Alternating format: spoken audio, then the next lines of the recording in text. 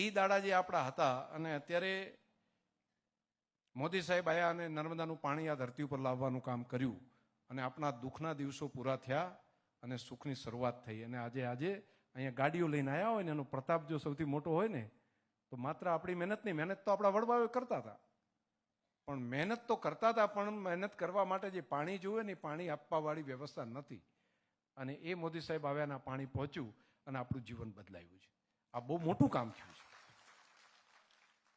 એવા તો ઘણા બધા અહીંયા તાલુકો વળી અલગ થાય, કોઈ સુઈગામને તાલુકો આપવાનું કહે તો આ સરકારે આટલી વ્યવસ્થા કરી, કેવડું મોટું કામ કર્યું.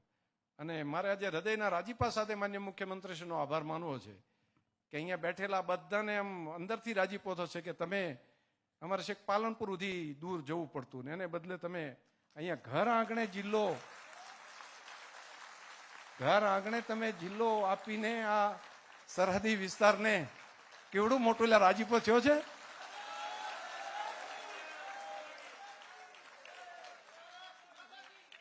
તો આ માન્ય મુખ્યમંત્રીશ્રીનો આપણે હૃદયથી આપણે આભાર માનીએ કે એ અંદરની લાગણીને ભાવ જ્યારે પડ્યો હોય ને ત્યારે જ આ કામ આપણા બધા માટે થઈ શકે. તો આ સરહદી વિસ્તારની પ્રજા માટે એમણે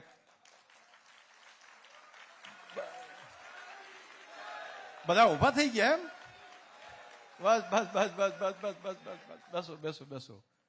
તો આ રાજીપો છે ને આ બધો આભાર ધન્યવાદ બધાનો આભાર. આ કરેલું ઘણી વખત કરે ને કાંટો પગનો કાઢ્યો હોય ને કોઈએ તો કાંટો કાઢવા વાળાનો ગુણ પણ આપણે નથી ભૂલતા હોતા. આપણે ત્યાં તો આવી પરંપરા રહેલી છે કે કોઈએ પગમાં કાંટો વાગ્યો ને આપણો કાંટો કાઢ્યો હોય ને તો એનો ગુણ ભૂલતા નથી. તો એમણે તો આખો જિલ્લો અહીંયા આગળ આપ્યો એટલે આપણે કઈ રીતે ભૂલી શકીએ આ સરહદી વિસ્તારના પ્રજાજનો. આવડું મોટું કામ સૌ માટે માન્ય મુખ્યમંત્રીશ્રીએ કર્યું છે. અને અહીંથી શું થાય પછી અમુક પેલા ટીવીમાં 5-7 જણા જાય અને એમ કે ના અમારે તો નથી જોતો, તો વળી પાસે ત્યાં એમ લાગે કે મારો બધો જિલ્લો નહીં માગતો હોય એટલે એવું થાય પાછું. એટલે શું પ્રત્યક્ષ રીતે આવ્યા ત્યારે આ ખબર પડે, બાકી તો 5 જણા જઈને માન્ય મુખ્યમંત્રીશ્રીને ત્યાં રજૂઆત કરે અને કે અમારે નથી જોતો તો શું થાય કે મારું બધું વાત તો સાચી હશે. અને આ એટલે મેં આ જાહેર મંચ ઉપર બધાની હાજરીમાં આ વાતને મેં ઉલ્લેખ કર્યો.